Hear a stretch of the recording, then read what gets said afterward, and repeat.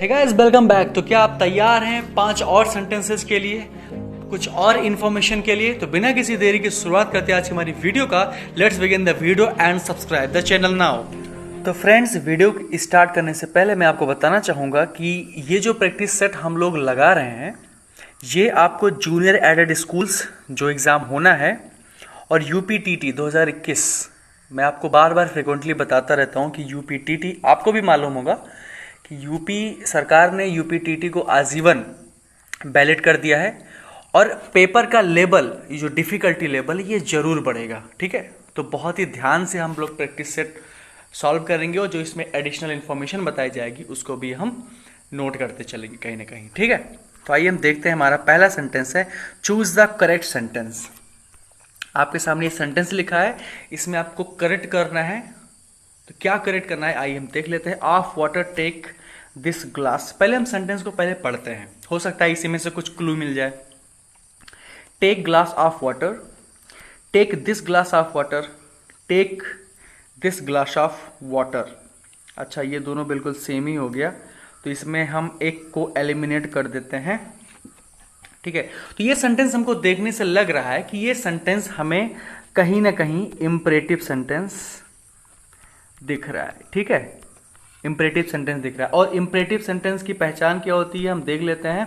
सबसे पहले आपको मेन वर्ब दिखाई देती है, ठीक है, उसके बाद में ऑब्जेक्ट दिखाई देता है। ठीक है, तो मेन वर्ब इसमें नहीं है तो ये गलत हो गया। टेक ग्लास ऑफ वाटर, ये सही हो सकता है, लेकिन take this glass of water, अब इसमें दिस का भी प्रयोग हुआ है।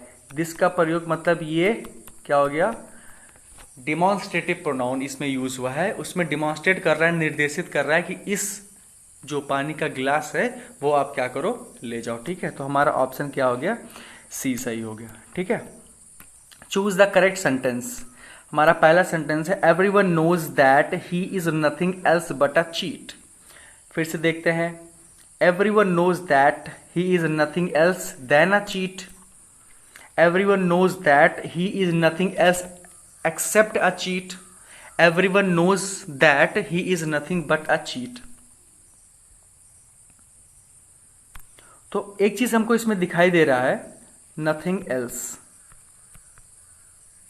नथिंग एल्स, और नथिंग एल्स के बाद में ये एक कंजक्शन है और नथिंग एल्स के बाद में आपको क्या देखने को मिलता है, बट देखने को मिलता है। अगर बट के अलावा कुछ और देखने को मिल रहा है या बट के अलावा कुछ और आया है तो सेंटेंस पूरी तरीके से गलत है।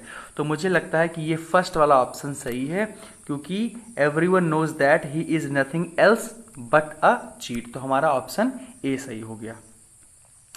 There is nothing quite miserable than illiteracy in youth. ये जो क्वाइट मिजरेबल हमको यहाँ पे दिखाई दे रहा है, हम इसी को देखते हैं।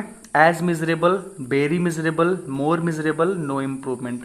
तो देखिए, मिजरेबल देन, ये एडजेक्टिव हुआ, ये देन यूज हुआ। इसका मतलब किसकी बात हो रही है इसमें कंपैरेटिव की बात हो रही है। और कंपैरेटिव में हम जानते हैं हम क्या यूज करते हैं, मोर के बाद में, मैं फिर से लिख देता हूं, मोर के बाद हम एडजेक्टिव लगाएंगे, उसके बाद हम क्या यूज करते हैं, देन का यूज करते हैं। तो क्या सही हो जाएगा, ऑप्शन सी सही हो गया। ठीक है, और देखते हैं हमारा अगला सेंटेंस क्या है। The sky was overcasted with cloud. Overcasted मतलब जानते हैं, घनघोर, घना टोप जिसको कह सकते हैं, मतलब छा जाना, छा जाना। ठीक है, had overcast, was overcast, was overcasting, no improvement. तो एक चीज मैं बताना चाहूंगा कि ओवरकास्ट जो होता है,